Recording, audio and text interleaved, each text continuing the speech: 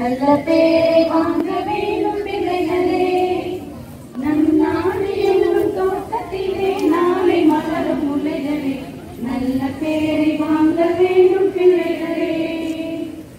பாலூட்டும் மஞ்சை அவன் நடமாடும் தெய்வம், அறிவூட்டும் தந்தை நல்வழி காட்டும் தலைவன், துணையாக கொண்டு நீங்கள் கோடி இன்று உருவாகும் நல்ல எதிர்காலம் உண்டு, உருவாகும் நல்ல எதிர்காலம் உண்டு. ஏனியாக ஏற்றி வைத்தேன் உலகில் நீ உயர, மாலை போட காத்து நிற்பேன் மகனே நீ ஜெயிக்க.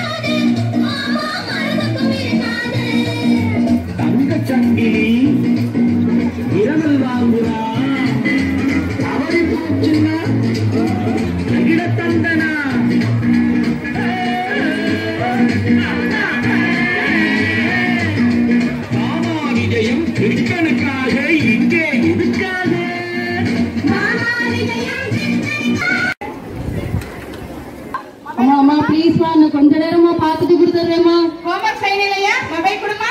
அம்மா ப்ளீஸ்மா. ஹோம்வொர்க் செய்யவே? அம்மா சொல்லாதீங்கம்மா ப்ளீஸ்மா. நான் ஹோம்வொர்க் பண்ண உடனே கொடுத்துருங்க மொபைல். சரிங்களா? கண்டிப்பா தரேம்மா. நீ மொபைல் கொடு. மாத்திட்டு சொல்லிராதீங்கம்மா. சொல்ல மாட்டேன். கயல் வளர வளர அவள் பிடிவாத குணங்களும் அவள் மொபைல் பார்க்கும் பழக்கமும் நாளுக்கு நாள் அதிகமாகியது. இதன் பலனாக அவளால் சரியாக படிப்பில் கவனம் செலுத்த முடியவில்லை. 4 வருடங்களுக்கு பிறகு இப்போது கயல் 6ஆம் வகுப்பு படிக்கிறாள். பள்ளியில் பேரண்ட்ஸ் டீச்சர். சார் நல்லா இருக்கமா? உங்க பொண்ணை பத்தி தான் உங்கள்கிட்ட நான் நிறைய பேசணும்னு நான் அடிக்கடி உங்களுக்கு கால் பண்ணிட்டே இருக்கேன். போனையிலும் கட் பண்ணி விட்டுட்டு இருக்கீங்க. எப்ப மேம் நீங்க கால் பண்ணீங்க? காலையில 9 மணில இருந்து 4 மணி வரைக்கும் தான் என் கையில மொபைல் இருக்கு. அப்ப கால் வந்ததா தெரியலங்க. இது காலைல 9 மணில இருந்து 4 வரைக்கும் போன் யூஸ் பண்ண முடியாது மேம். டீச்சர்ஸ் 4:30க்கு அப்புறம் தான் உங்களுக்கு கால் பண்ணுவோம். அப்பயும் நீங்க போன் கட் பண்ணிட்டு தான் இருக்கீங்க மேம். Okay ma'am. பாப்பா கயல் காலையில ஸ்கூல் போயிட்டு ஈவினிங் வந்தானாக்கா மொபைல் எடுத்துக்கிறாங்க. கொஞ்ச நேரம் விளையாடுறேன்னு சொல்லி விளையாண்டுட்டு இருப்பாங்க. அந்த நேரம் நீங்க கால் பண்ணிருப்பீங்கன்னு நினைக்கிறேன். அவ கட் பண்ணி விட்டுருக்கலாம். நான் இன்வைட் பாக்குறேன் மேம். என்னன்னு பாக்குறேன். எதுக்கு மேம் பாப்பாவுக்கு போன் கொடுக்குறீங்க? நல்லா கேட்டீங்க போங்க.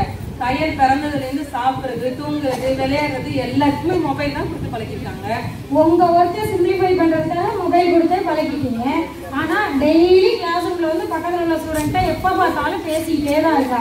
நேற்று கூட சயின்ஸ் மேம் கம்ப்ளைண்ட் வேற பத்தி ஒரு லெசன் எடுத்துக்காங்க. வேற பத்தி சொன்னா காற்று மேல லாஸ்ட் வீக்ல ஆமா ஏதோ காற்று மேல காற்று கீழே ரீல்ஸ் பண்ணிட்டு